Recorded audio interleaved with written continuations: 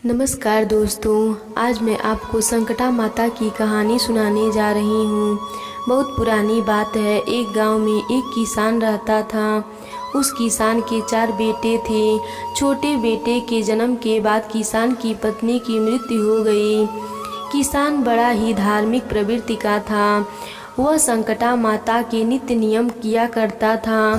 संकटा माता की कथा कहानी सुना करता था।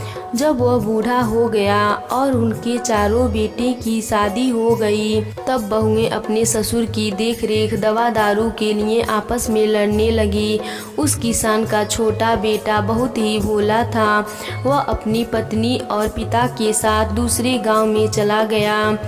अब तीनों भाई बहुत ही खुश हुए कि चलो बुढ़ापे में सेवा करने से पीछा छूटी और छोटे को भी हिस्सा हमें मिल गया। इसी बात से वह बहुत खुश रहते थे। उस दूसरे गांव में किसान बहुत बीमार हो गया। छोटा बेटा अपनी पत्नी के गहने को बेचकर अपने पिता का दवा कराने लगा।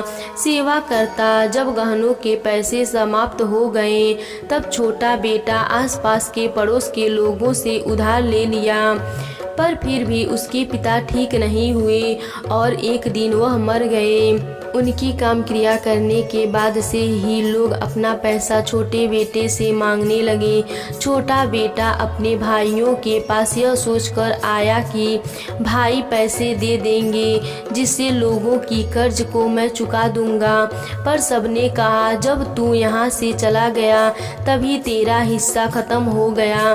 कैसा पैसा, ऐसा बोलकर वह उसे भगा दिए। वह बेचारा उदास होकर घर आ गया और सो गया।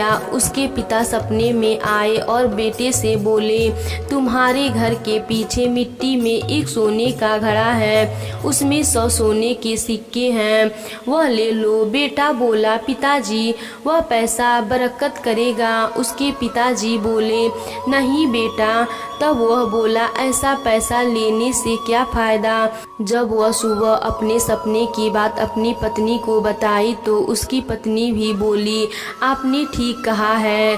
फिर रात हुई। फिर उसके पिताजी सपने में आए और बेटा, घर के पीछे मिट्टी में एक सोने का घड़ा है, उसमें 50 सोने के सिक्के हैं, उसे ले लो। फिर बेटा पूछा, पिताजी क्या वह पैसे बरकत करेंगे।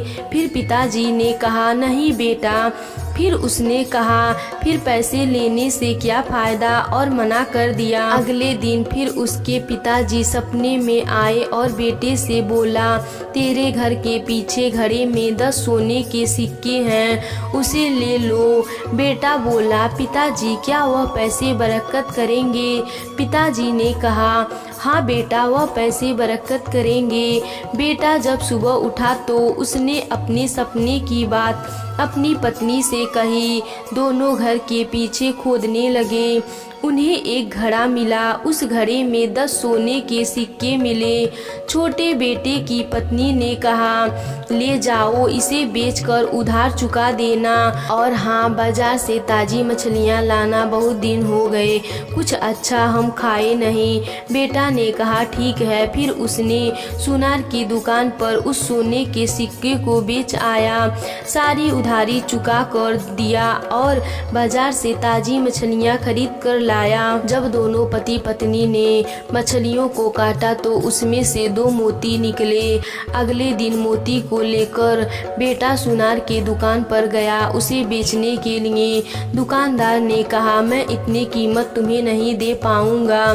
धीरे धीरे बात बढ़ती गई और राजा के पास पहुंच गई।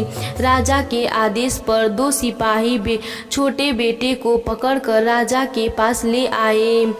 राजा ने जब वह मोती देखा तो बहुत प्रसन्न हुआ। छोटे बेटे से मोती ले लिया और उसके बदले में बहुत साधन दे दिया। छोटे बेटे को दिया और उसके बदले में बहुत साधन छोटे बेटे को दे दिया। छोटे बेटे बहुत धनी हो गया। अब वह सेठ कहलाने लगा। वह खूब साधन दान पुण्य करता, भूखों को खाना खिलाता। उसका यश चारों दिशाओं में फैल गया। इधर तीनों भाइयों के दिन फिर गए। वह खाने के लिए भी अन्न नहीं मिल पाता था। किसी दिन उनका पेट भरता तो किसी दिन भूखे ही सो जाते थे। एक दिन उन्होंने सुना कि दूर एक गांव में एक सेठ भूखों को खाना खिला रहा है, साथ में धन भी दे रहा है। तो तीनों भाइयों ने वहां चलने के लिए निकल गए। वहां पर पहुंचकर देखा तो उन्हें पता चला कि यह तो छोटा है जो आज इतना अमीर हो चुका है। उन्होंने याद किया कैसे हमने इसे घर से निकाल दिया था जब वह पिताजी के दवा के पैसे मांगने आया था। जब हमने इसकी नहीं सुनी तो यह हमारी क्यों सुनेगा, यही सोचकर वह तीनों भाई जाने लगे। तब तक छोटे की नज़र अपने भाइयों पर पड़ी। उसने उन्हें रोका और खाना खिलाया। भाइयों ने पूछा, छोटा तुम्हारे पास इतना धन कहाँ से आया? तब छोटे ने बताया, यह सब पिताजी की आशीर्वाद से है। जब हम अपने पिता की सेवा करते हैं तो हमारे देव और प्रेत सब प्रसन्न रहते हैं। जब हम अपने माता पिता की सेवा नहीं करते हैं तो हमारे परिवार पर प्रेत दोष लग जाता है और सभी देव भी नाराज हो जाते हैं। इसी कारण लोग दरिद्र हो जाते हैं। आज तीनों भाइयों को अपने किए गलती पर एहसास हुआ और हाथ जोड़कर छोटे भाई से क्षमा मांगने लगे। दोस्तों, संकटा माता के साथ हमें माता पिता की सेवा भी करनी चाहिए। इससे हमारा इहलोक और परलोक दोनों सुखमय हो जाते हैं।